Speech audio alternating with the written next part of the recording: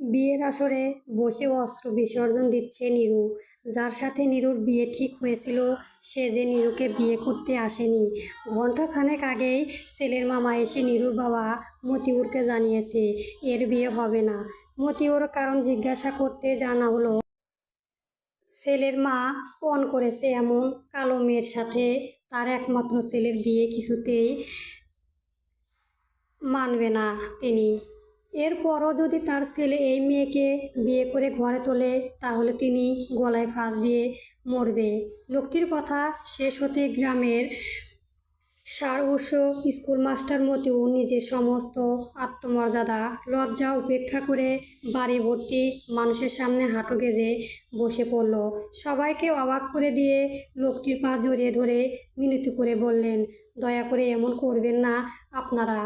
আপনাদের ছেলের পাগলামিতেই তো আমি এই বাড়িতে মত দিয়েছিলাম। আমার এইটুকু মেয়ের জীবন এত বড় কলঙ্ক লাগালে যে আমার মেয়েটার কোনোদিনও বিয়ে হবে না। আমার নিরু গায়ের রংটা কালো হলে ওর যে কোনো দিকে কমতি নেই। আল্লাহর ভয় লাগে আপনারা আমার মা মরা মেয়ের জীবনটা এভাবে নষ্ট করবেন না। নীরু ঝাপসা চোখে ঘরের ভেতর থেকে সমস্ত ঘটনা তাকিয়ে দেখছে। চোখ দুটো বড্ড জ্বলছে তার। এই প্রথম সৃষ্টিকর্তার ওপর কালো রঙের জন্য ভীষণ অভিমান হচ্ছে নীরুর। আচ্ছা, আব্বার এমন নির্লজ্জতা কি নীরুর জন্যই এসেছে? নীরুর জন্যই তো আব্বার এমন করে ভিক্ষা চাইছে। এমন দৃশ্য দেখার আগে নীরুর মৃত্যু হলো না কেন? মতিউরের সমস্ত চেষ্টা ব্যর্থ করে দিয়ে লোকটির চলে যেতেই মতিউর বারান্দার মরিচা ধরা পুরনো লালটিনের সাথে হেলান দিয়ে ধূপ করে বসে পড়লেন। মেয়ের জন্য বুকটা যেন তার ভীষণ পুড়ছে। নীরুকে এখন কি বলবে সান্ত্বনা দেবেন মতিউরের এমন অবস্থা দেখে তার স্কুল জীবনের বন্ধু আজমল চৌধুরী এসে মতিউরের কাছে বসলো। নীরুর বিয়ের উপেক্ষায় আজমল এর বাড়িতে এসেছিলেন, কিন্তু কি থেকে যে কি হয়ে গেল। আজমল মতিউরের কাছে আসতেই মতিউর হু হু করে কেঁদে উঠল। মতিউর কান্না করতে করতে আজমলের হাতখানা ধরে বললেন, আমার মেয়েটার বিয়ে ভেঙে গেল আজমল। আমার ওই টুকরো মেয়ের জীবনে যে কলঙ্ক দাগ পড়ে গেল। আমি বাবা হয়ে আমার নীরুর জন্য কিছুই করতে পারলাম না। মতিউরের কথা জবাবে আজমল কিছুই বলতে পারল না। সে জানে প্রত্যন্ত গ্রাম অঞ্চলে বিয়ে আসরে বিয়ে ভাঙা একটা মেয়ের জন্য কত বড় অভিশাপ। আজমল মতিউরের শান্ত করতে বললেন, তুই শান্তই হ মতিউর, নীরু জীবন কোনো কলঙ্ক লাগবে না। আমি দেখছি কি করা যায়। কথাটা বলে আজমল চুপ করে কয়েক মুহূর্ত কিছু একটা ভাবলেন। অতঃপর সমস্ত নীরবতা ভেঙে আজমল চৌধুরী গম্ভীর স্বরে বলে উঠলেন, নীরুকে আমার ছোট ছেলের বউ করতে চাই মতিউর। দিবি আমাকে তোর মেয়েটা? আজমলের কথাটা রুদ্র কর্ণপাত হতেই রুদ্র ভ্রু কুঁচকে বিস্ময়িত কণ্ঠে বলে উঠল, এ তুমি কি বলছো আব্বু? এসবের মানে কি? রুদ্র কণ্ঠ শুনে আজমল পেছনে ঘুরতে দেখলেন রুদ্র দাঁড়িয়ে আছে। বাড়ির ড্রাইভার ছুটিতে থাকায় আজমলকে আজ রুদ্রই ড্রাইভ করে নিয়ে এসেছিল এখানে। রুদ্রকে ভ্রু কুঁচকে দাঁড়িয়ে থাকতে দেখে আজমল উঠে গিয়ে দ্রুত রুদ্রর হাতটা টেনে ধরে বললেন, আমার সাথে এসো রুদ্র।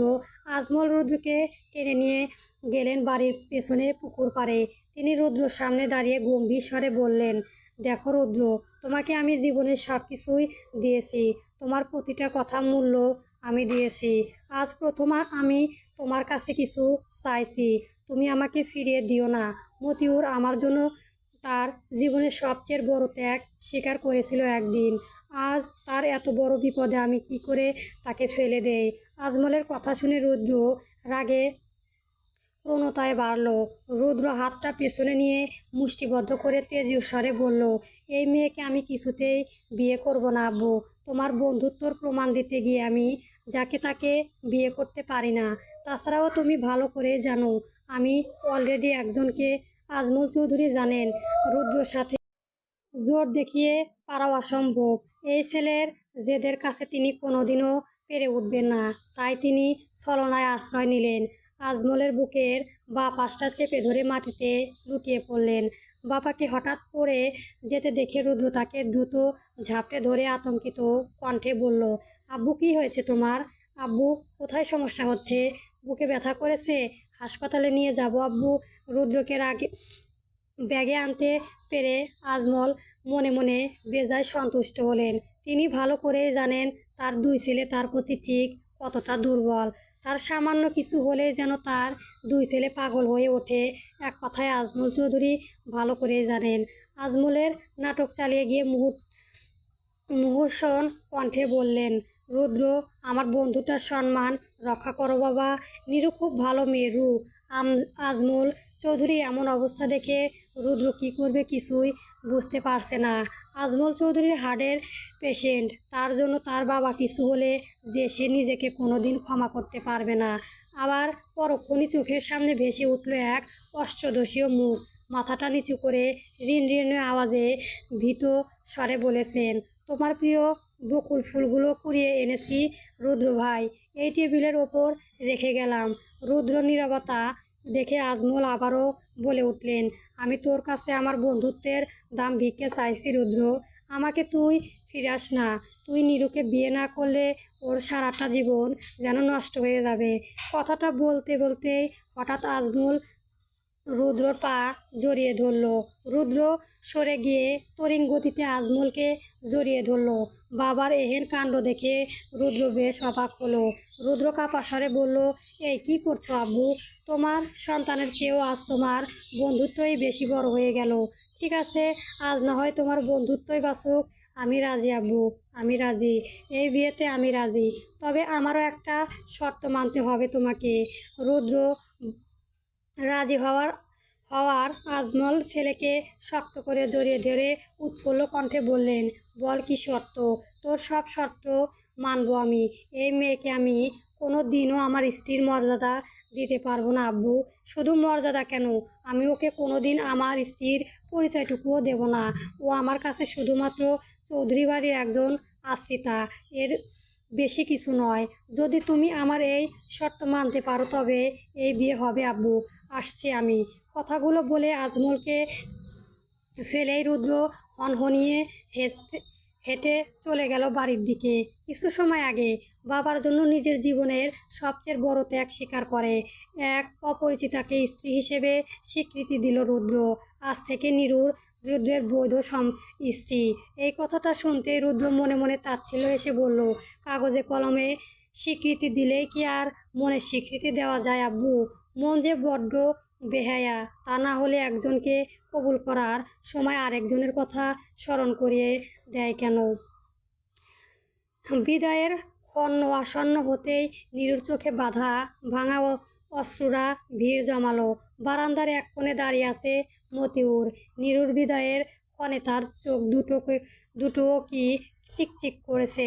স্ত্রীর মৃত্যুর পর এই মেয়েটা যে তার বেঁচে থাকার একমাত্র সম্বলন ছিল, কিন্তু আজ মেয়েটাও চলে যাচ্ছে। এই মেয়েকে ছাড়া কি করে থাকবে এখন মতিউর নিজেকে শক্ত করে এগিয়ে এলো নিরুর কাছে। নিরুর মাথার হাত থেকে কান্না রোধ করে করুণ সুরে বললেন, আমার নিরুকে কে বলে আমার নিরু অসুন্দর? আমার নিরু যে সেই কালবৈশাখী কালো মেঘের মতো, যা হঠাৎ আগমনে অবুঝ শিশুরা উল্লাসে মেতে ওঠে। আমার নিরু এই টানা টানা দুই চোখে যে কত বড় বড় নদ নদী তলিয়ে যাবে তা কি তারা দেখে না? কত তাড়াতাড়ি বড় হয়ে গেলি রে মা। এই তো সেই দিনের কথা। এই দুই কাঁধে নিয়ে সারা গ্রাম ঘুরতাম তোকে। পুতুলের বিয়ে লাল শাড়ি এনেছিলাম না বলে সে কি কান্না তোর? আজ আমার সেই ছোট্ট নিরু লাল শাড়ি পরে শ্বশুর বাড়ি চলে যাচ্ছে। আমার নিরু আজ বড় হয়ে গেছে, অনেক বড় হয়ে। মতিউর আর কিছু বলতে পারলেন না। তার গলা যে ভেঙে এসেছে। নিরুর চোখ থেকেও অগণিত অশ্রুকণা গড়িয়ে পড়েছে লাল বেনারসির উপর। নিরুর কথা বলার শক্তি হারিয়েছে। নিরু অবাক হয়ে শুধু তাকিয়ে দেখছে তার আব্বাকে। তার দেখা সেই শক্তি পুরুষটি বুঝি এমন বাচ্চাদের মতো কাঁদতেও পারে। কোনো দিন তো নিরুর সামনে নিজেকে এভাবে ভেঙে চুরে কাঁদেনি। তাহলে আজ কাঁদছে কেন? তাহলে কি আজ আব্বার ভেতরটা এভাবে ভেঙে চুরে যাচ্ছে? এসব নাটক দেখতে বিরক্ত লাগছে রুদ্রর। এমন নাটক করলে মেয়ের বিয়ে দেওয়ার কি দরকার ছিল? রুদ্র বিরক্তি নিয়ে আজমলের কানে ফিসফিস করে বলল, এইসব নাটক কখন বন্ধ হবে আব্বু? বিয়ে করতে বলেছো, করেছি, এখন আবার এইসব নাটক সহ্য করতে বলবে না নিশ্চয়। তাড়াতাড়ি এসব নাটক শেষ করে বাসায় চলো। ছেলের কথায় আজমল চৌধুরী এক দীর্ঘশ্বাস ফেললেন। ছেলেটা মনের বিরুদ্ধে বিয়ে করিয়ে যে তিনি ছেলের চোখে বিষ হয়েছে তা ভালোই বুঝতে পারছেন। তবে আজমল যে নিরুপায়, তিনি কেন এত কিছু মেনে নিয়েও নীরুকে তার কাছে নিয়ে যেতে চান তা যে রুদ্রকে বলতে পারবেন না তিনি। আজমল চৌধুরীর কথা কোনো জবাব না দিয়ে ধীরে পায়ে এগিয়ে গিয়ে মতিউরকে জড়িয়ে ধরল। মতিউরকে সান্ত্বনা দিয়ে বললেন, এত ভেঙে পড়িস কেন মতিউর? তোর মেয়ে কি আর পরের বাড়ি যাচ্ছে? তোর মেয়ে যে আমারও মেয়ে। তুই কোনো চিন্তা করিস না। আমি বেঁচে থাকতে নীরুর কোনো কিচ্ছু কষ্ট হবে না। নীরুকে নিয়ে গড়া তোর স্বপ্ন আমি পূর্ণ করব মতিউর। তোর যখন মন চাইবে তুই দেখতে চলে যাবি মেয়েকে। তবে আমাদের যে এখন বিদায় নিতে হবে মতিউর, নইলে বাড়ি পৌঁছাতে বেশ রাত হয়ে যাবে। আজমলের কথা শুনে মতিউর চোখ ছুঁয়ে আজমলকে ছেড়ে দিয়ে রুদ্রর কাছে এগিয়ে গেলেন। কাপা হাতে রুদ্রর হাতটা ধরে ভাঙা স্বরে বললেন, আমার মেয়েটাকে আমার খুব আদরের বাপ। দেখতে কালো বলে ওকে তুমি কষ্ট দিও না কোনো দিন। আমার নীরু মা নেই, ওকে কেউ কোনো দিন একটু যত্ন করে নাই, ভালোবাসে নাই। তুমি আমার মেয়েটাকে একটু ভালোবাসে দিও। কথাটার মাঝেই নীরু ছুটে এসে মতিউরকে জড়িয়ে ধরে হাউ মাউ করে কেঁদে উঠল। নীরুর অবদার করে বলল, আব্বা, আমি তোমাকে ছাড়া যাব না আব্বা, আমাকে তুমি তাড়িয়ে দিও না। মতিউর মেয়েকে শক্ত করে বুকের সাথে জড়িয়ে ধরে মেয়ের মাথায় হাত বোলাতে বোলাতে মুচকি হেসে বললেন, মারে, তোর আব্বা গরিব মানুষ, তবে একটা কথা মনে রাখবি, জীবনের যে কোনো পর্যায়ে গিয়ে যদি তোর মনে হয় তুই ভালো নেই, তুই নির্দ্বিধায় এই বাড়িতে চলে আসবি। তোর এই গরিব বাবার চৌকাঠ তোর জন্য সারা জীবন খোলা থাকবে রে মা। কথাগুলো শেষ করেই মতিউর নিজের থেকে নীরুকে ছাড়াতে ছাড়াতে ভাঙুক স্বরে বললেন, আমার নীরুকে নিয়ে যা আমজাদ। আজমল, আমার নীরুকে তুই দেখে রাখিস। সন্ধ্যা 7:30। চৌধুরী বাড়ির হেসেল ঘরে চলেছে কড়াই খুন্তির যুদ্ধ। চৌধুরী বাড়ির 3 গিন্নি মিলে পুরোদমে রাতের রান্না করেছে। আজকে 15 পদের ভর্তা আয়োজন করা হচ্ছে বাড়িতে। এত সপ্তাহে খানে আগেই বাড়ির ছোট ছেলে রুদ্রর পড়াশোনা শেষ করে 6 বছর পর লন্ডন থেকে বাড়ি ফিরেছে। রুদ্রর অবদর আজকে গ্রাম থেকে ফিরে রাতে ভর্তা ভাত খাবে সকাল সকলে মিলে। পুরান ঢাকা ঐতিহাসিক খাবারগুলোর মধ্যে ভর্তা ভাত অন্যতম।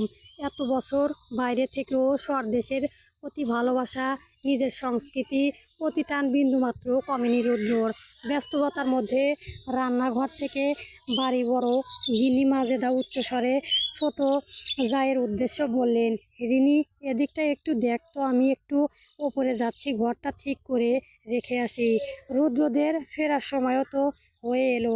আচ্ছা তুমি যাও বড় ভাবি, আমি দেখছি এদিকটা। রিনের কথা শুনে মাজেদার শাড়ির আঁচলে হাত মুছতে মুছতে চলে গেলেন ঘরের দিকে।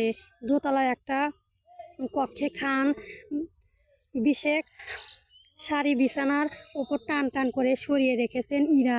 2 ঘন্টা ধরে বিছানার এক কোণে বসে শাড়িগুলো দেখে চলেছে। কোন শাড়িটা পরলে ইরাকে বেশি সুন্দর লাগবে ঠিক বুঝতে পারছে না। সিদ্ধান্তহীনতা চমক পর্যায়ে পৌঁছে ইরার মনে পড়ল তার সব মুশকিল আসান বড় মার কথা। ইরা দেরি না করে দ্রুত ছুটে গেল মাদাদের কক্ষে। গিয়ে দেখলো মাদাদা বিছানায় ঝাঁট দিচ্ছে। ইরা গিয়ে মাজেদার হাত থেকে ঝাঁটাটা কেড়ে নিয়ে ব্যস্ততা দেখিয়ে বলল, বড় মা, তাড়াতাড়ি এসো আমার সাথে। ইরার কাণ্ডে মাজেদা খানিক ভড়কে গেল। উচ্চসুখ হয়ে জিজ্ঞাসা করলেন, কি হয়েছে ইরা, এভাবে টেনে নিয়ে যাচ্ছিস? মাজেদা প্রশ্ন জবাব না দিয়ে ইরা মাজেদাকে টেনে নিয়ে গেল তার ঘরে।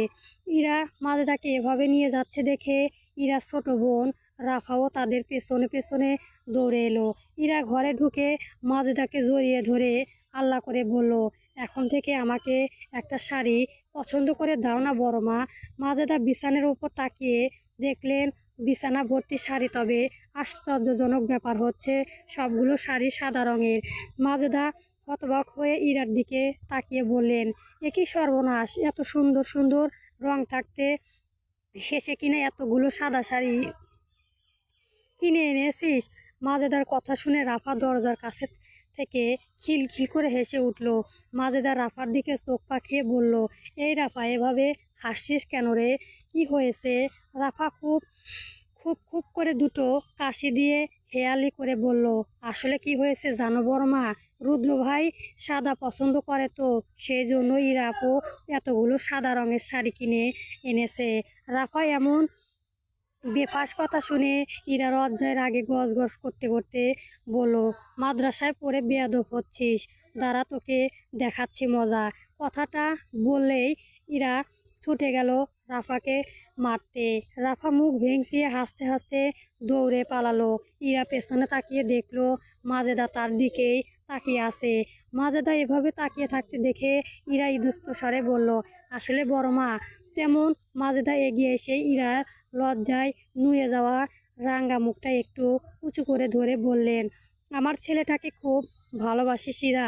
মাজেদার কথা শুনে ইরা লজ্জায় পেয়ে আস্ত হয়ে মাজেদার বুকে মুখ লুকিয়ে ঋণঋণীয় স্বরে বলল, জানি না। পুরান ঢাকা গিজি বিজি সরু গলির মধ্যে মাথা উঁচু করে দাঁড়িয়ে আছে দোতলা বিশিষ্ট এক পুরাতন বাড়ি। চুন সুরকি গাঁথুনিতে দাঁড়িয়ে থাকা বাড়িটি যেন সময়ের সাথে কথা বলতে চলেছে। মোটা দেওয়ালে গায়ে বছরের পর বছর জমে থাকা স্মৃতির ছাপ। জানালার নকশা করা লোহার গ্রিল আর উঁচু ছাদের নিচে লম্বা বারান্দা, সব কিছুই যেন বাড়িটির শত বছরের অভিজাত্য প্রতীক। হঠাৎ করে গাড়ির গতি স্লো হওয়ায় নিরু কারো খোলা জানালা দিয়ে মুখটা বের করতে দেখলো। গাড়ির গেটের সামনে সোনালি রঙের নাম ফলকটিতে জলজল করছে পুরনো ধাঁচের একখানা নাম, আলোককান্দা নিবাস। গাড়িটি এসে সজোরে ব্রেক করে থামলো আলোকান্দা নিবাসের গেটের মধ্যে। আজমল গাড়ি থেকে নেমে নিরুর জন্য দরজা খুলে নিলেন। নিরু গাড়ি থেকে বের হয়ে হা করে তাকিয়ে দেখছেন চারিপাশ। এত বড় বাড়ি, চারদিকে বাহারি রঙের আলোয় ঝলমল করছে। নিরুর বোকা মন বলছে, নিরু মনে হয় কোনো এক রূপকথার রাজপ্রাসাদে চলে এসেছে। নিরু আনমনে ভাবনার মাঝেই রুদ্র শব্দ করে গাড়ির দরজা লাগাতে নিরু মৃদু কেঁপে উঠল। নিরুর সামনে তাকিয়ে দেখলো রুদ্র তাদের ফেলেই বাড়ি চৌকাঠের দিকে হাঁটা ধরেছে। আজমল এগিয়ে এসে নিরুর হাতটা ধরে তিনিও রুদ্র পেছনে পেছনে এগিয়ে গেলেন। রুদ্র দরজার সামনে থাকা পুরনো কলিং বেলটা চাপাতেই কলিং বেলের শব্দ শুনে রিনি রান্নাঘর থেকে চিৎকার করে বললেন, বড় ভাবি তাড়াতাড়ি নিচে আসো, রুদ্ররা চলে এসেছে। ঘর থেকে রিনির কথা শুনেই ইরার বুকে কম্পন শুরু হলো। মাজেদা মাত্রই ইরাকে একটা সাদা রঙের জামদানি শাড়ি পরিয়ে দিয়ে গেছে। ইরার মুখশ্রী লজ্জায় লাল হয়ে উঠল। ইরা লজ্জায় দুই হাতে মুখ টেনে ফেললো। ইরা লজ্জায় আষ্টিও হয়ে ভাবলো, আজকে কি করে রুদ্রর সামনে গিয়ে দাঁড়াবে ইরা। রিনির শাড়ি আসলে কপালে ঘাম মুছেছে, রান্না করায় খুন্তিটা হাতে নিয়েই ছুটে গেল দরজা খুলতেই। রুদ্র বিরক্তি নিয়ে আরেকবার কলিং বেল চাপাতেই রিনি সশব্দে সেগুন কাঠের পুরনো ভারী দরজাটা খুলে দিল। দরজা খুলতেই রিনির হাতে থাকা পিতলের খুন্তিটা মেঝেতে ঝনঝন করে আওয়াজ তুলল। রিনির হাত থেকে খুন্তি পড়ার শব্দে রান্নাঘর থেকে মেজোজা ইন্দুবালা দৌড়ে ছুটে এলেন। ইন্দুবালার পেছন পেছন মাজেদাও হতদন্ত হয়ে ছুটে এলো। মাজেদা চিহ্নিত স্বরে রিনিকে উদ্দেশ্য করে বললেন, কি হলো রিনি, কে এসেছে? কথা শেষ করার আগেই মাজেদার চোখ গেল বাইরে দাঁড়িয়ে থাকা রুদ্রর দিকে, যার পেছনে হাতে একটা কাপড়ের পুটলি নিয়ে গুটিসুটি মেরে মাথায় ঘোমটা দিয়ে দাঁড়িয়ে আছে লাল বেনারসি পরা একটা মেয়ে। বয়স আর কত হবে, 17 কি 18 এমন কালো গারনে লাল শাড়িটা বড্ড বেইমান লাগলেও মাজুদার চোখে। রান্নার কান্নার দারুণ কাজলটা লেপ্টে আছে চোখের নিচ দিয়ে। মুখখানা ভয়ে শুকিয়ে গেছে। দেখে মনে হচ্ছে শরীরে তার এক বিন্দু প্রাণ নেই। মাজেদা জিজ্ঞাসাসুর দৃষ্টিতে তাকিয়ে রুদ্রকে জিজ্ঞাসা করলেন, এই মেয়েটা কে রুদ্র? ও এভাবে বউ সেজে তোর পাশে দাঁড়িয়ে আছে কেন? মাজেদা প্রশ্ন জবাবে পেছন থেকে আজমল চৌধুরী গম্ভীর স্বরে বলে উঠলেন, মেয়েটা নিরু, আমার ছোটবেলার বন্ধু মতিউরের মেয়ে আর আমাদের রুদ্রর বউ ও ব্যাস। আজমলের কথাটা শেষ হওয়ার আগেই মাজেদা 2 কদম পিছিয়ে গেল। ইন্দুবালা আর রিনি তাড়াহুড়ি করে মাজেদাকে ঝাপটে ধরে আতঙ্কিত কণ্ঠে বললেন, বড় ভাবি, কি হলো বড় ভাবি? মাজেদা অবিশ্বাসক নয়নে তাকিয়ে রুদ্রকে জিজ্ঞাসা করলেন, তোর আব্বু এসব কি বলছে রুদ্র? এসবের মানে কি? রুদ্র বাবার দিকে তাকিয়ে তাচ্ছিল্য হেসে জবাব দিল, এই প্রশ্ন ওনাকেই করো আম্মু। মাজেদা পুরো শরীর আশার হয়ে আসছে। এ কি করলেন তার স্বামী? ছোট ছেলের বউকে নিয়ে মাজেদার গড়া স্বপ্ন এভাবে এক নিমিষে ভেঙে চুরমার করে দিলেন। ইরার এখন কি হবে? এসব জানলে ইরা কি করে ঠিক থাকবে? মাজেদা এমন বেহাল অবস্থা দেখে ইন্দুবালার রিনিকে ডেকে বললেন, ওই রিনি তাড়াতাড়ি গিয়ে পানি। ইন্দুবালার কথা শুনে রিনি মাজেদা ছেড়ে দিয়ে ছুটে গেল পানি আনতে। মাজেদার স্বামীর ওপর তীব্র ক্ষোভ ফেটে পড়লেন। আজমল মাজেদার কাছে গিয়ে এসতেই মাজেদা ক্ষিপ্ত হয়ে আজমলের শার্টটা খামচে ধরে চিৎকার করে বললেন, এই তুমি কি করে এসেছো? আমার সংসারটা কেন এভাবে ধ্বংস করে দিলে তুমি? আমার রুদ্র জীবনটা এভাবে নষ্ট করতে একবারও বাঁধলো না তোমার? এমন কুঞ্চিত মেয়েকে তুমি কি করে আমার রুদ্রর বউ করে আনলে? মাজেদার কাণ্ডে আজমল নিঃশব্দে এক দীর্ঘশ্বাস ফেললেন। বাড়িতে যে এমন কিছু ঘটবে তা তিনি আগেই আন্দাজ করতে পেরেছিলেন। মতিউর মাজেদাকে শান্ত করতে বললেন, মাজেদা শান্ত হও মাজেদা, এভাবে কাউকে বলতে নেই। রূপ সে যে সব নয়, মানুষের আসল সৌন্দর্য তো তার মনে, তার ব্যবহারে। আমি নীরের জীবনটা নষ্ট করিনি মাজেদা, আমি এমন একজনকেই রুদ্রর জন্য এনেছে যে আমার রুদ্রকে ভালো রাখবে। থাক আব্বু, তোমার আর আমার ভালো চাওয়ার প্রয়োজন নেই। সকলে অনেক ভালো আছে দেখতেই পাচ্ছ নিশ্চয়। রুদ্রর হাত উঁচিয়ে কথাটা বলে সদর দরজার সবাইকে ফেলে এগিয়ে গেল সিঁড়ির দিকে। এসব নাটক তার আর ভালো লাগছে না। ধূপধাপ পা ফেলে কয়েকটা সিঁড়ি উঠতেই রুদ্র চোখ গেল একতলার রেলিং ধরে দাঁড়িয়ে থাকা ইরার দিকে। মুহূর্তেই রুদ্র পা জোড়া স্থির হয়ে গেল।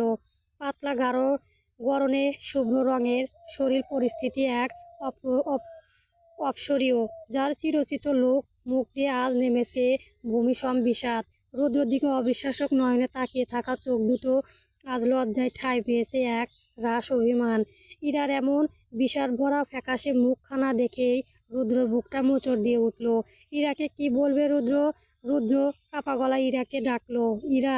রুদ্র ডাক শুনে ইরার চোখ থেকে টুপটুপ করে এক ফোঁটা নোনা জল গড়িয়ে পড়ল ফ্লোরে। ইরা তীব্র যন্ত্রণা নিয়ে অভিমানী কণ্ঠে বলল, আমাকে কেন তোমার স্ত্রীর স্বীকৃতিটুকু দিলে না রুদ্র ভাই? আমি যে এতগুলো বছর তোমার অপেক্ষায় রইলাম, তোমার হওয়ার আশায় নিজের অস্তিত্ব বিলীন করে দিয়ে তোমার অপেক্ষা করলাম, তাও কেন ওই লাল শাড়ির অধিকার আমার হলো না রুদ্র ভাই? কেন তুমি আমার অধিকার অন্য কারো হাতে দিলে? কেন? তুমি খুব বড় স্বার্থপর রুদ্র ভাই, খুব বড় স্বার্থপর। ইরার কথাগুলো বলেই পেছনে ঘুরে দোতলার সিঁড়ি বেয়ে দৌড়ে চলে গেলেন নিজের ঘরের দিকে। রুদ্র ইরার পেছনে পেছনে ছুটে গেল। ইরা ঘরে ঢুকে সশব্দে দরজাটা বন্ধ করে দিল। মুহূর্তের মধ্যেই ভেতর থেকে জিনিসপত্র ভাঙচুরের শব্দ ভেসে এলো। ইরা চিৎকার করে কাঁদছে আর বারবার শুধু একটি বাক্যই বলছে, আমার সাথে কেন এমন করলে রুদ্র ভাই? কেন কেন?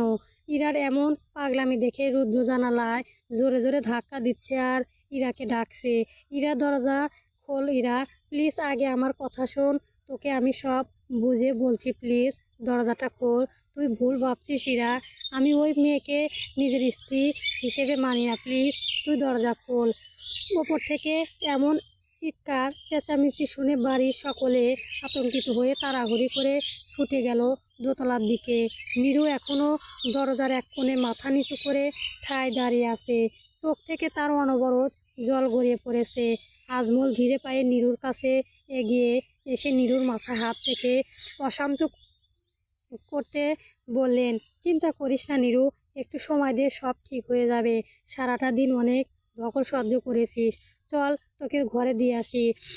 আফজাল নীরুকে রুদ্রর ঘরে দিয়ে চলে গেছে। নীরুর ঘরে ভেতর ঢুকে অবাক নয়নে তাকিয়ে দেখছে চারপাশ। কি সুন্দর গোছানো একটা ঘর। এমন মার্জিত ঘর দেখে আন্দাজ করা যায় ঘরের মালিক ঠিক কতটা রুচিশীল। ঘরের মধ্যে সব সাদা রঙের দামি দামি বিদেশি ফার্নিচার, যেগুলোর নামও নীরুর সঠিক জানা নেই। ঘরের একটা কর্নারে 3টা গিটার রাখা, তার পাশে দেওয়ালে টানানো রুদ্র কয়েকটা ছবি। ছবিগুলো বাইরে কোনো দেশে থেকে তোলা। নীরুর ক্ষণকাল সেই ছবিগুলোর দিকে তাকিয়ে রইল। নীরুর মনে হলো ছবির চেয়েও রুদ্রকে বাস্তবে আরও বেশি সুদর্শন লাগে। হঠাৎ কিছু একটা ভাবতেই নীরুর ছবি থেকে তাড়াতাড়ি করে চোখ সরিয়ে নিল। নীরুর চোখ ঘুরিয়ে পাশে তাকাতেই নীরুর চোখ পড়ল ঘরের এক কোণে দাঁড়িয়ে থাকা সাদা রঙের বুকশেলফটায়, যাতে সাজানো রয়েছে কয়েকশো বই। নীরু বই পড়তে ভীষণ ভালোবাসে। নীরু কৌতূহল নিয়ে সেদিকে এগিয়ে গিয়ে দেখলো সবগুলোই বই জনপ্রিয় সব লেখকের বই। নীরু আনমনে সেখান থেকে একটা বই উঠাতে পেছন থেকে কেউ বলে উঠল, ওখানে দাঁড়িয়ে কি করছো? কথাটা শুনে নীরু চমকে পেছনে ফিরে তাকালো। অবচেতন অবস্থায় হাসপাতালের বেডে শুয়ে আছে ইরা। বিন্দুবালা মেয়ে শিউরে বসে কাঁদছে। রিনিয়ার মাজেদা ইন্দুবালার পাশে দাঁড়িয়ে ইন্দুবালার মাথায় হাত বুলিয়ে দিচ্ছে। ইরার বাবা আফজাল চৌধুরী আর ছোট চাচা আশরাফ চৌধুরী ব্যবসার কাজে 2 দিন আগে চট্টগ্রাম গিয়েছিলেন। ইরা এমন খবর শুনে তারা সেই মুহূর্তে চট্টগ্রাম থেকে রওনা দিয়েছে। কয়েক ঘন্টার মধ্যেই হয়তো হাসপাতালে পৌঁছে যাবেন। রুদ্র শব্দ করে কেবিনের দরজা খুলে খাবারের ব্যাগ হাতে ভেতরে ঢুকলো। রুদ্রর মুখটাও একদম শুকিয়ে গেছে। রুদ্রর মায়ের কাছে এগিয়ে এসে ধীরে কণ্ঠে জিজ্ঞেস করলো, আম্মু, ইরা কি কোনো রেসপন্স করছে? মাজেদা দুপাশে মাথা নাড়ালেন। রুদ্র এক দীর্ঘশ্বাস ফেলে মায়ের দিকে খাবারের ব্যাগটা এগিয়ে দিয়ে বলল, রাত অনেক হয়েছে, তোমরা গিয়ে খেয়ে এসো আম্মু, আমি আছি ইরার কাছে। মাজেদা খাবারের ব্যাগটা হাতে নিয়ে ইন্দুবালার মাথায় হাত রেখে বললেন, ইন্দু, চল খেয়ে নিবি, সেই দুপুর থেকে আজ না খেয়ে আসিস। ইন্দুবালা ঘুমান্ত মেয়ের হাতটা ধরে কান্নাজড়িত কণ্ঠে বললেন, আমি খাবো না ভাবি, আমার ইরাকে ফেলে আমি কি করে খাবো? আমার মেয়েটা যে জ্ঞান ফিরলো না কেন এখনো? এমন করিস না ইন্দু, তুই এমন করলে ইরাকে কে সামলাবে বল তো? তুই না খেয়ে অসুস্থ হয়ে পড়লে ইরাকে কে দেখে শুনে রাখবে? বোন ভালো, আমার চল একটু কিছু খেয়ে দিয়ে আয়। বড় ভাবি তো ঠিকই বলেছে মেজো ভাবি, তুমি আর না করো না, চলো ওঠো। মাজেদা আর রিনি জোর করে ইন্দুকে নিয়ে গেল হাসপাতালের ক্যান্টিনে। সকালে চলে যেতেই রুদ্র ধীরে পায়ে গিয়ে বসলো বেডের পাশে রাখা চেয়ারটে। ইরা বাম হাতে সাদা ব্যান্ডেজ, ইরার পরনে সাদা জামদানি শাড়িটা উপর এখনো শুকিয়ে আছে জমাট বাঁধা লালটে রক্ত। চৌধুরী বাড়ির প্রথম কন্যা সন্তান ইরা। ছোট থেকে ইরাকে দেখতে মনে হতো ঠিক যেন একটা পুতুল। ছোট বয়সে ইরাকে এমন সৌন্দর্য দেখে মাজেদা চেয়েছিল ইরাকে রুদ্রর বউ করতে। এ কথা তিনি ভাইকেও জানালে সবাই খুশি হয়ে সম্মতি জানায়। কারো কোনো আপত্তি ছিল না দেখে মাজেদাও ইরাকে ছোট থেকে সেই স্বপ্ন নিয়েই বড় করেছে। ইরা কিশোরী মন যখন এসব বুঝতে শিখেছিল, তখন ধীরে ধীরে সেও স্বপ্ন দেখলো রুদ্র বউ হওয়ার। রুদ্র ইরার ফ্যাকাশে মুখখানা দিকে তাকিয়ে এক দীর্ঘশ্বাস ছাড়ল। চোখের সামনে ভেসে উঠল 6 বছর আগের ঘটনা। ইরা তখন এক 13 বছরের শান্ত কিশোরী। রুদ্র পড়াশোনার জন্য বিদেশে পাড়ি জমানোর কিছুদিন আগেই রুদ্র বড় ভাই রনককে বিয়ে হয়। বিয়ের দিন রাতে ক্লান্ত হয়ে ঘরে শুয়ে আছে রুদ্র। এমন সময় দরজার কড়া নাড়া শব্দ রুদ্রর দিকে তাকিয়ে দেখলো দরজার সামনে মাথা নুয়ে দাঁড়িয়ে আছে ইরা। এমন সময় ইরাকে দেখে রুদ্র অবাক হয়ে বলল, কিরে ইরা, এখনো জেগে আসিস যে? কিছু হয়েছে? কিছু বলবি? ওখানে দাঁড়িয়ে আসিস কেন? আয়, ভেতরে আয়। রুদ্র কথা শুনে ইরার উপর নিচে মাথা নাড়ালো, যার অর্থ ইরা কিছু বলবে। ইরা ছোট ছোট পা ফেলে ভেতরে প্রবেশ করলো। মেঝেতে দাঁড়িয়ে মাথা নিচু করে রিনরিনিয়ে স্বরে বলল, তুমি চলে যাবে রুদ্র ভাই? আরে, এই তো গত সপ্তাহেই ফ্লাইট। আবার কবে আসবে? কমপক্ষে 6 বছর পর। কথা শুনে ইরার মুখটা মলিন হয়ে গেল। ইরা কিছুটা উস্কো খুস্কো করে উঠল। জিভ দিয়ে ঠোঁট ভিজিয়ে নিয়ে মাথাটা নিচু করে কাপা স্বরে বলল, একটা কথা বলার ছিল রুদ্র ভাই। ও বল। না মানে, বলছি যে ইরা এখানে কি বলতে এসেছে রুদ্র জানো? কিশোরী মন যে বড় উতালা। রুদ্রর জন্য তার কৈশোরকালেই ভালোবাসা প্রকাশ করতে যে সে মরিয়া হয়ে উঠেছে। রুদ্র তাও না বোঝার ভান করে তার তারা দেখিয়ে বলল, কি এত মানে মানে করছিস? তাড়াতাড়ি বল। ঘুমাবো, খুব টায়ার্ড লাগছে। ইরা শুষ্ক ঢোক গিলে চোখ বন্ধ করে এক নিঃশ্বাসে বলল, আমি তোমাকে ভালোবাসি রুদ্র ভাই। ইরার কাণ্ডে রুদ্র ঠোঁট টিপে হাসলো, তবে তা লুকিয়ে কঠিন স্বরে বলল, খুব বড় হয়ে গিয়েছিস না? এতটুকু বয়সে ভালোবাসার কি বুঝিস তুই? এসব বাদ দিয়ে জাগিয়ে ঘুমা। পড়াশোনা বাদ দিয়ে। আর একবার যদি তোর মুখে এসব কথা শুনেছি। রুদ্রর এমন ধমক শুনে ইরা মনটা ভীষণ খারাপ হলো। ইরা কিছু একটাই ভোলার, তারপর চট করে বলল, তাহলে আমি যখন বড় হব তখন আমাকে ভালোবাসবে রুদ্র ভাই? ইরার কথা জবাবে রুদ্র মৃদু হেসে হেয়ালি করে বলল, তুই যখন বড় হবি তখন আর এভাবে ভালোবাসা প্রকাশ করতে আসবি না ইরা। তবে সেই দিনও কিন্তু তুই আমাকে ভালোবাসবি। যার ঘর থেকে বের হয় এখন। আমি ঘুমাবো। রুদ্র হেয়ালি কথা মানে ইরা ঠিক বুঝলো না। ইরা এসব ঠিক কথা না বুঝলেও বলল, আমি তোমার অপেক্ষায় থাকবো রুদ্র ভাই। বড় হয়ে কিন্তু আমি তোমাকে বিয়ে করে তোমার বউ হব। কথাটা বলে ইরা দৌড়ে ঘর থেকে বেরিয়ে যেতে রুদ্র এক প্রশান্তির শ্বাস ফেলে বলল, তোর বড় হওয়ার অপেক্ষায় রইলাম ইরা। রাত 3টা 30 মিনিট। রুদ্র ঘরের বিছানায় গুটিসুটি মেরে শুয়ে আছে নিরু। রাফা চলে যাওয়ার পর থেকে এভাবেই শুয়ে আছে নিরু। দু চোখে আজ ঘুম নেই তার। আব্বার কথা যে ভীষণ মনে পড়েছে। এর এত অচেনা মানুষের ভিড়ে একটা চেনা মুখ দেখার বড্ড তৃষ্ণা জাগছে মনে। নিরুর বারবার মতিউনকে বলেছিল তাকে এভাবে বিয়ে না দিয়ে, কিন্তু নিরুর কথা জবাবে মতিউর শুধু বলেছিলেন নিরুকে আর তার কাছে রাখা সম্ভব নয়। এই কথাটুকু শুনেই নিরুর ভেতরটা কেমন যেন মুচড়ে ধরলো। কয়েকটা ভাত দেওয়ার ভয়ে আব্বার যাকে পাচ্ছেন তার কাছেই নিরুকে গিয়ে গুছিয়ে দিতে চাইছেন। নিরু কি এতটাই বোঝা তার আব্বার জীবনের? নিরু তারপর আর কোনো কথা না বলেনি মতিউরের সাথে। মতিউর যার সাথে বিয়ে দিয়েছে নিরু চুপচাপ তাকেই কবুল বলেছে। অভিমানে বিয়েটা করে এ বাড়িতে এসে নিরু এতটুকু বুঝেছে এই বিয়ে করে সে এই বাড়ির অনেক বড় ক্ষতি করে ফেলেছে। সারাদিন কান্নায় দারুণ নিরু শরীরটাও নিস্তেজ হয়ে পড়েছে। ক্লান্তিতে দু চোখের পাতা ভারী হয়ে আসছে। নিজেকে আর বেশি সময় জাগিয়ে রাখতে পারল না নিরু। এসব ভাবতে ভাবতে রাতের শেষ তৃতীয়াংশে চোখে জল নিয়েই বিছানায় এক কোণে গুটিসুটি মেরে ঘুমিয়ে গেল নিরু। ফজরের আজানে একটু আগে জ্ঞান ফিরল ইরার। ইরা ঝাপসা চোখে তাকিয়ে বোঝার চেষ্টা করেছে তার বর্তমান অবস্থা।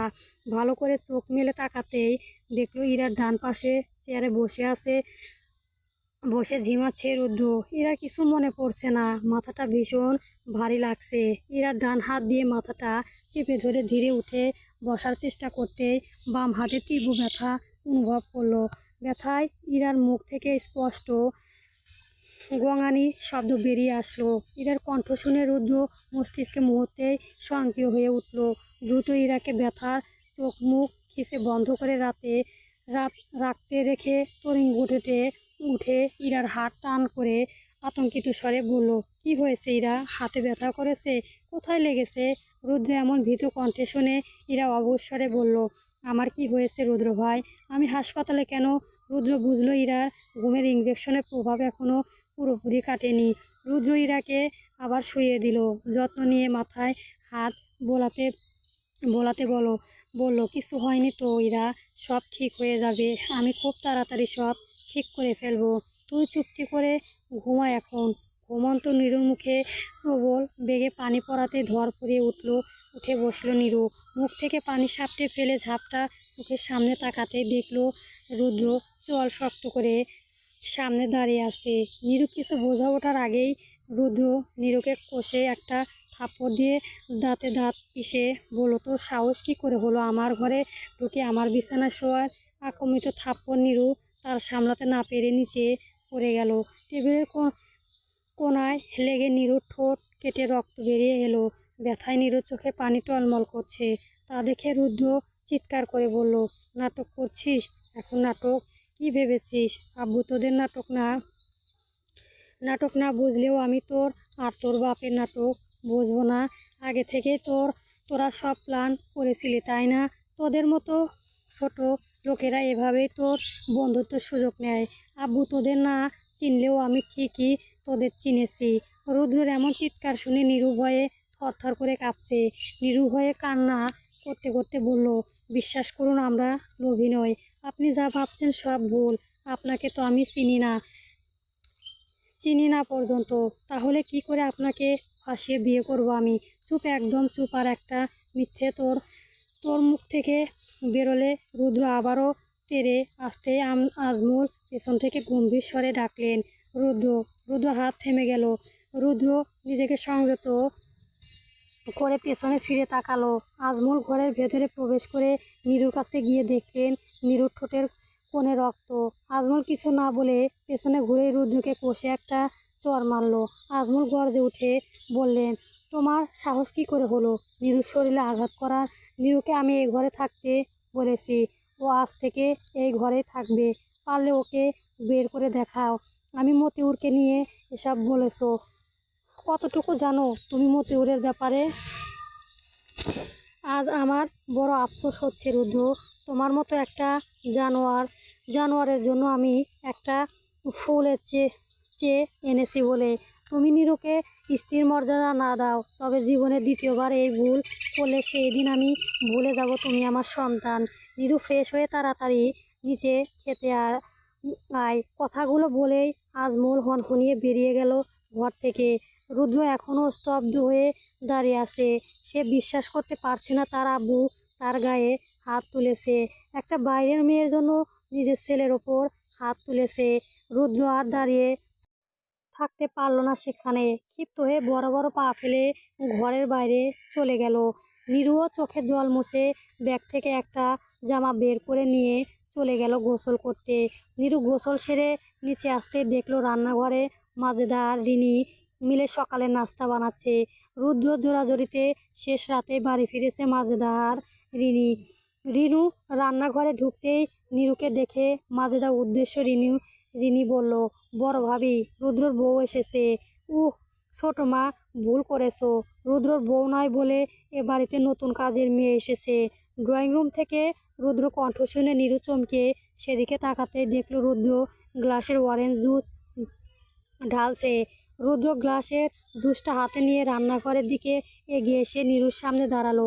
নীরুকে মাথা নিচু করে দাঁড়িয়ে থাকতে দেখে রুদ্র গ্লাসে চুমুক দিয়ে নীরুর উদ্দেশ্যে বলল, শোন, তুই হলি বাড়ির আশ্রিতা, তাই আজ থেকে এই বাড়ির সব কাজ তুই করবি।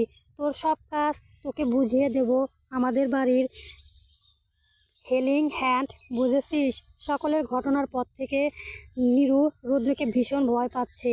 রুদ্রকে দেখলেই নীরুর মনে হচ্ছে এই বুঝি রুদ্র আবার তেড়ে এসে নীরুকে মারলো।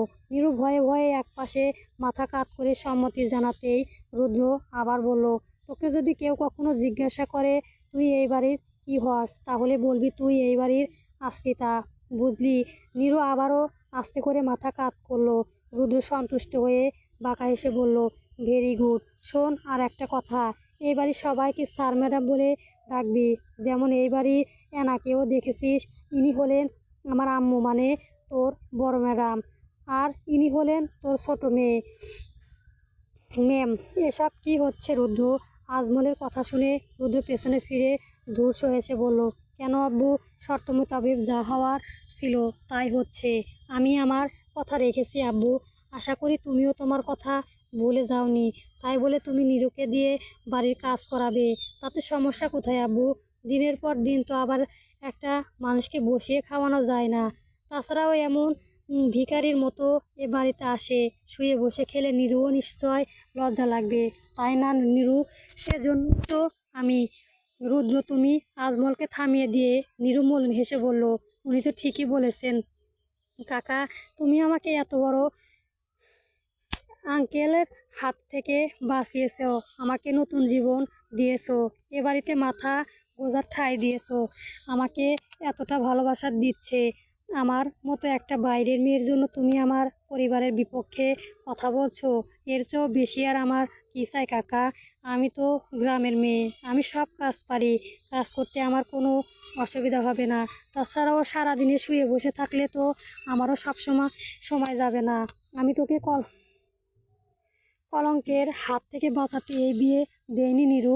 আমি রুদ্রকে, থাক না কাকা, ভিখারির মতো বিনে পয়সায় খাওয়াচ্ছে, কাজ করে খেলে অন্তত নিজের গ্লানিটুকু খুঁজবে। নীরুর কথা শুনে আজমল এক দীর্ঘশ্বাস ফেলে মাথা নিচু করে সেখান থেকে প্রস্থান করলো। যেখানে নীরু চায় কাজ করতে, সেখানে আজমলের আর কি বলার আছে? আজমল চলে যেতেই রুদ্র মাজেদার দিকে তাকালো।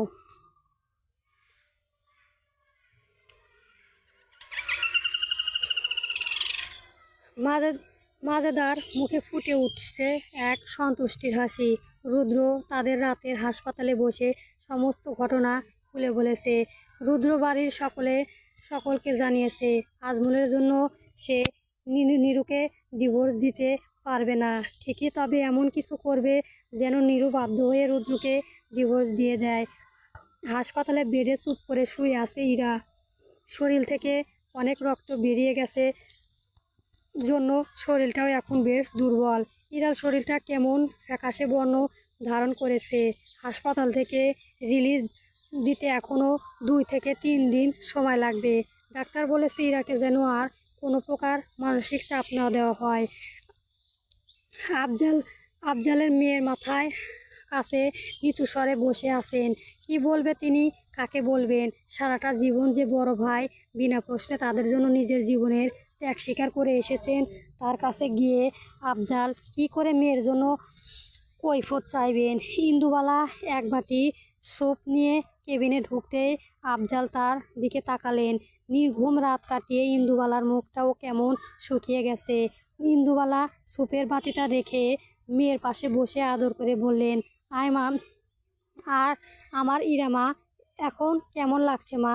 হাত ব্যথা কি একটু কমেছে? ইরা মায়ের দিকে তাকিয়ে স্নান হেসে বলল, হাত ব্যথা কমেছে আম্মু, তবে বুকে প্রচণ্ড ব্যথা। এ ব্যথা আমি সহ্য করতে পারছি না আম্মু, প্লিজ আমাকে বলো কি করলে আমি এই ব্যথা থেকে মুক্তি পাবো। মেয়ের এমন বিষাদময় কথা শুনে ইন্দুবালা মেয়ের বুকের সাথে জড়িয়ে ধরল। চোখ দুটো তার পানিতে ভরে উঠল। ইন্দু কান্না জড়িত কণ্ঠে বললেন, এভাবে বলে না ইরা, মা যে তোমায় এমন কষ্ট আমার আর সহ্য করতে পারছে না। বড় কষ্ট হচ্ছে আম্মু, আমার রুদ্র ভাই আজ অন্য কারো। এ কথা আমি কি করে মেনে নেব? তুমি একবার বলো না আম্মু, রুদ্র ভাই শুধু আমার আর কারো নয়। আমি কি করব আম্মু? কি করলে আমি আমার রুদ্র ভাইকে ফিরিয়ে পাবো বলো না? সারাদিনে অক্লান্ত পরিশ্রমের পর সমস্ত কাজ শেষ করে রাত 11:30টার দিকে ঘরে গেল নীরু। ঘরে ঢুকতেই মনে পড়ে গেল সকালের ঘটনা। নীরু ভয়ার্ত চোখে তাকিয়ে দেখলো বিছানার ওপর বসে ল্যাপটপ কাজ করছে রুদ্র। দরজার সামনে নীরু চুপচাপ দাঁড়িয়ে থাকতে দেখে রুদ্র ভ্রু কুঁচকে বলল, কি সমস্যা, এভাবে দাঁড়িয়ে আছিস কেন? রুদ্রর কথা শুনে নীরু মাথাটা নুয়ে আস্তে করে বলল, আমি কোথায় ঘুমাবো? ওই যে ওইখানে গিয়ে শুয়ে পড়। রুদ্র দৃষ্টি অনুসরণ করে নীরুর সেদিকে তাকাতেই দেখলো বাথরুমের দরজার পাশে একটুখানি ফাঁকা জায়গায় নীরুর জন্য একটা পাটি আর বালিশ রাখা। তোর যোগ্যতা অনুযায়ী জায়গাটা ঠিক করেছি, পছন্দ হয়েছে তোর? রুদ্র এমন অসম্মানজনক কথা শুনেও কোনো উত্তর না দিয়ে নীরু যত্নে মতো হেঁটে গিয়ে পাটিটা বিছিয়ে চুপচাপ শুয়ে পড়ল সেখানে। অপমানের নীরু মলিন হয়ে আসা মুখটা দেখে রুদ্রর খুব আনন্দ হচ্ছে। রুদ্র তো চায় নিরুকে আরও কষ্ট দিতে, যেন নিরু তাড়াতাড়ি রুদ্রকে ছেড়ে চলে যায়। ল্যাপটপে কাজ শেষ করে রুদ্র কিছু সময় পরে লাইট অফ করে শুয়ে পড়লো। লাইট অফ করতে নিরু চোখ দিয়ে গড়িয়ে পড়লো 2 ফোঁটা নোনা জল। নিরু তা উপেক্ষা করে চোখ বুজে শুয়ে রইল আর একটি সুখের সকালের আশায়। কেটেছে 6টি দিন। ইরার বাড়ি ফিরেছে 2 দিন আগে। 2 দিনে কারো সাথে সাক্ষাৎ করেনি ইরা। বাড়ি ফেরার পর থেকে আর কোনো পাগলামি করেনি। এতে বাড়ির সবাই বেশ অবাক হয়েছে। যে মেয়েকে ঘুমের ইঞ্জেকশন ছাড়া রাখা যাচ্ছিল না, হঠাৎ করে তার সামনে নিশ্চুপ হয়ে যাওয়াটা ঠিক মেনে নেওয়া যাচ্ছে না। এই 6 দিনে নিরুর প্রতি রুদ্র অত্যাচার আরও বেড়েছে। আজমলের অগোচরে প্রাণ থেকে চুন খসলে নিরুর গায়ে হাত তোলে। ওদিকে মাজেদা নিজের সর্বোচ্চ ক্ষোভ প্রকাশ করতে নিরুকে দিয়ে বাড়ির সব কাজ করিয়ে নেন। রিনির খুব মায়া হন নিরুর জন্য। সৃষ্টিকর্তা রিনিকে মা হওয়ার তৌফিক না দিলেও মায়ের অনুভূতি যে তার মধ্যে দিয়েছে, ওইটুকু একটা মেয়ের জীবনে এমন নির্মল কি হোক করে হলো তা তিনি ভেবেই পান না। নিরু কি করে হাসি মুখে এসব মেনে নিয়ে বেঁচে আছেন, সেও একটা ভাবার বিষয়। সন্ধ্যার পর রান্নাঘরে বসে কুটুনো কাটছে নিরু। রাতের রান্না বাকি জোগাড় করেছে রিনি। মাজেদার শাড়ি আঁচলটা ঠিক করতে করতে রান্নাঘরে ঢুকে দেখলো নিরু বসে কুটনো কাটছে আপন মনে বসে কুটনো কাটছে। রিনুকে কুটনো কাটতে দেখে ইচ্ছে করে ধাক্কা দিয়ে দিল মাজেদা। হাতটা ছুটে গিয়ে বাটিতে লাগতে নিরু হাত চেপে ধরলো। আহ শব্দ করে উঠল। রিনি কাছে ফেলে ছুটে এসে নিরুর হাত ধরে বললেন, কি হলো নিরু, দেখি কোথায় কাটলো? না ছোট ম্যাডাম, তেমন কিছু হয়নি, সামান্য একটু লেগেছে। চুপ, বেশি বড় হয়েছিস না, দেখি হাত দেখি। রিনি ধমক শুনে নিরু হাত এগিয়ে দিতেই রিনি চিৎকার করে উঠলেন, হায় আল্লাহ, তোমার হাত তো অনেকখানি কেটে গিয়েছে, তাড়াতাড়ি ওঠো, তুমি আমার সাথে এসো। রিনি নিরুকে টেনে নিয়ে রান্না ঘর থেকে বের হতে দেখলো শিব বাজাতে বাজাতে সিঁড়ি দিয়ে নিচে নামছে রুদ্র। রুদ্রকে দেখে রিনি আতঙ্কিত কণ্ঠে বললেন, রুদ্র, ভালো হয়েছে তুমি এসেছো। নিরুকে তাড়াতাড়ি ডাক্তারের কাছে নিয়ে যেতে হবে, ওর বটিতে অনেকখানি হাত কেটেছে। কাজের লোকের ওইটুকু কাটা নিয়ে এত আদিক্ষেতা করার কি আছে ছোট মা, অমনি রেখে দাও, ঠিক হয়ে যাবে। রুদ্র তাচ্ছিল্য করে কথাটা বলে হনহনিয়ে হেঁটে বেরিয়ে গেল বাড়ি থেকে। মাজেদা রান্নাঘর থেকে মুখে টিপে হাসলেন। তা দেখে নিরুর 2 চোখ ভিজে উঠল। মনে পড়ে গেল তার বাবার কথা। একবার নিরুর সামান্য একটু হাত কেটেছিল বলে মতিউর সারা রাত জেগে বসেছিল নিরুর কাছে। পরের দিন নিরুর কারণ জিজ্ঞাসা করতেই মতিউর বলেছিলেন, তুই যদি ঘুমের মধ্যে কাটা জায়গায় ব্যথা পাস, তাই তো জেগেছিলাম। ভাবনার মাঝেই কাটা স্থানে জ্বালা অনুভব হতেই নিরুর চোখে খিচে বন্ধ করে ফেলল। আজমল কাটা স্থানে ওষুধ লাগিয়ে ফু দিতে দিতে গম্ভীর স্বরে বললেন, হাতটা কি করে কাটলো নিরু? কাকা, ওই আলু কাটতে গিয়ে। আর কত মিথ্যে বলবি নিরু? তোর কি মনে হয় আমি কিছুই দেখি না? আমি শুধু সময়ের অপেক্ষায় ছিলাম নিরু। তোকে যে উদ্দেশ্য আমি এ বাড়িতে এনেছিলাম তা যে আমাকে পূর্ণ করতে হবে। আজমলের কথা মানে নিরু ঠিক বুঝলো না। নিরু কৌতূহল নিয়ে বলল, কি বলছো এসব কাকা? কিসের উদ্দেশ্য? কি পূর্ণ করতে হবে? আর একটু অপেক্ষা কর, সব বুঝবি। রিনি ছাদে থেকে আমার পাঞ্জাবিটা এনে একটু লুঙ্গি করে দাও তো বোন, আমার একটু বাইরে যেতে হবে। আচ্ছা বড় ভাইজান, এক্ষুনি দিয়েছি। ঔষধের বক্সটা টেবিলে রেখে আজমল সিঁড়ি দিয়ে ওপরে চলে গেলেন। আজমলের পিছে পিছে রিনিও চলে গেল ছাদের উদ্দেশ্য। রিনুকে নিয়ে এদের এমন আধিক্যতা একদম সহ্য হয় না মাজেদার। আজমল আর রিনি চলে যেতেই মাজেদার রান্নাঘর থেকে ঝাঁকে উঠে বললেন, কি হলো, রাতের রান্না কি আজ হবে না? একটু হাত কাটা নিয়ে এত কিসের আধিক্যতা হচ্ছে এখানে? মাজেদা কথা শুনে নিরু তাড়াতাড়ি করে রান্নাঘরে গেল। মাজেদা নিরুর হাতের দিকে তাকিয়ে দেখলেন আজমলের ক্ষতস্থানে ঔষধ লাগিয়ে দিয়েছে। মাজেদা চেয়েছিলেন নিরু যেন কষ্ট পায়, তবে আজমলের জন্য তা আর হলো না। মাজেদার উদ্দেশ্য সফল না হওয়ায় বেশ ক্ষিপ্ত হলেন তিনি, যার জন্য তার সুখের সংসারের ভাঙন ধরেছে, তাকে যে কিছুতেই ভালো থাকতে দেওয়া যাবে না।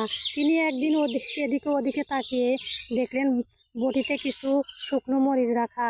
মাজেদা ক্রুদ্ধ হেসে বাটিটা তুললে নিরুর দিকে এগিয়ে দিয়ে বললেন, ধর এগুলো, বেটে দে তাড়াতাড়ি। কিন্তু বড় ম্যাডাম, আমার হাত। চুপ, একদম চুপ। তোর থেকে কৈফিয়ত চেয়েছি আমি, যা বললাম তাই কর। আর একটা কথা মুখ থেকে বের হলে এর চেয়েও ভয়ঙ্কর শাস্তি পাবি তুই। নিরু ভয়ে আর কোনো কথা না বলে চুপচাপ বাটতে শুরু করলো। মাজেদা আয়েশ করে একটা বেতের চেয়ার টেনে এনে বসলো রান্নাঘরের মধ্যখানে। এমন সুন্দর দৃশ্য না দেখলে আর আত্মা শান্তি মিলবে কি করে। একটু বাটা মরিচ নিরুর কাটাস্থানে লাগতেই নিরু আর্তনাদ করে উঠল। মাজেদা উঠে গিয়ে নিরুর মুখটা চেপে ধরে দাঁত কিটমিট করে বললেন, খবরদার, একদম চুপ। মুখ থেকে যেন টু শব্দ বের না হয়। খুব চালাকি না ভেবেছিলি তখনকার মতো তোর কাকাকে দেখাবি আমি তোর সাথে কি করি? চুপচাপ বাটা শেষ কর। নিরু চোখ থেকে টপ টপ করে জল গড়িয়ে পড়ছে মেঝেতে। নিরু নিজের সর্বোচ্চ শক্তি দিয়ে দাঁতে দাঁত চেপে অসহ্য যন্ত্রণা সহ্য করে মরিচ কাটা শেষ হতেই দৌড়ে ছুটে গেল ওয়াশরুমের দিকে। তা দেখে মাজেদা আনন্দ হো হো করে হেসে উঠল। এতটুকু একটা মেয়ের সাথে কি করে এসব করতে পারো বড় ভাবি? আমি তো জানতাম এই পরিবারের সবচেয়ে নরম মনের মানুষটা তুমি। নিরুর হয়ে রিনি এমন দরদ দেখানোটা মোটেও পছন্দ হলো না মাজেদার। মাজেদা কঠিন স্বরে বললেন, আমার কাজে কৈফিয়ত চাওয়া আমার একদম পছন্দ নয় রিনি। আশা করি এমন ভুল আর দ্বিতীয়বার করবি না। দম্পতিকার সাথে কথাটা বলেই মাজেদা মুখ কালো করে রান্নাঘর থেকে বেরিয়ে গেলেন। নিরু পাগলের মতো বালিশ বালতিতে থাকা পানিতে মুখ খুঁচিয়ে দিয়ে সর্বোচ্চ শক্তি দিয়ে চিৎকার করে উঠল। অসহ্য যন্ত্রণায় রিনু হাত দুটো খানা থরথর করে কাঁপছে। নিরু বালতি থেকে মুখ তুলে সেখানে বসে নিজের ওনাটা খুলে মুখের মধ্যে দিয়ে ফুঁপিয়ে উঠে বলল, ও আল্লাহ, এই অসহ্য যন্ত্রণা থেকে আমাকে মুক্তি দাও আল্লাহ। আর যে সহ্য হয় না শুধু আমার বেলায়, কেন সবাই এত নিষ্ঠুর আল্লাহ? কেন তারা আমার মন নিরুর বেলায় এমন কঠিন? আমি কালো বলে গায়ের রং কালো হওয়াটা কি আমার দোষ? আমি তো তাদের কাছে কোনো অধিকার চাচ্ছি না, তাহলে কেন তারা আমাকে একটু ভালোবাসে না? রাতের খাবার টেবিলে বসে আছে নিরু। সবাই যে যার যার মতো রাতের খাবার শেষ করে ঘরে চলে গেছে। মাজেদা হুমকি দিয়ে গেছে রাতের সব থালা বাসন মেজে তারপর যেন নিরু ঘরে যায়। নিরু আর বাসন মাজার অবস্থা নেই, তাও মাজবে বলেছে, তবে আপাতত আজমলের জন্য তা আর অসম্ভব হচ্ছে না। নিরুর হাত কেটেছে বলে আজমল আজ নিজের হাতেই নিরুকে খাইয়ে দিয়েছে। হাতের ব্যথা এখন কেমন রে মা? ঘরে গিয়ে আরেকবার ওষুধ লাগিয়েছিস তো? নিরু মৃদু হেসে সত্যি লুকিয়ে বলল, হ্যাঁ কাকা, ওষুধ লাগিয়েছিলাম, অনেকটা কমেছে। আজমল এক স্বস্তির নিঃশ্বাস ত্যাগ করলে তা দেখে নিরুও হাসলো।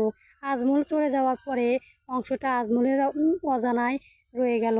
আজমল নিরুর মাথায় হাত রেখে বলল, তোর খুব কষ্ট হচ্ছে তাই না নিরু? এ কথা বলছো কেন কাকা? আমি তো এভাবে বেশ ভালোই আছি। এই যে তুমি আমাকে এত ভালোবাসো, এরপরও কি আমি খারাপ থাকতে পারি? নিরু কথা শুনে আজমল মৃদু হাসলো।